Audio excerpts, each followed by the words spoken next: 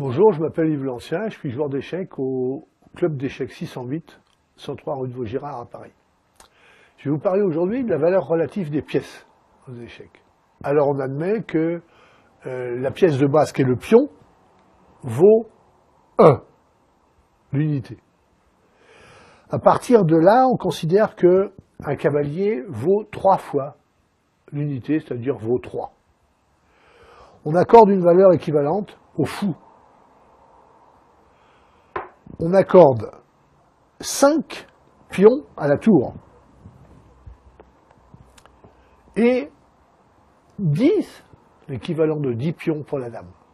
Je récapitule, pion 1, tour 5, cavalier 3, fou 3, dame 10, le roi bien évidemment l'infini, puisque c'est le but du jeu.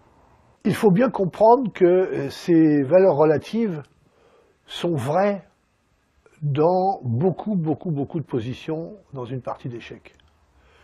Mais ce qu'on appelle une combinaison, justement, c'est une position où la valeur des pièces n'est plus la même. On peut avoir une pièce, une dame, qui se trouve avoir une valeur inférieure à un pion. Tout dépend de la position. Les positions très complexes changent complètement la valeur des pièces.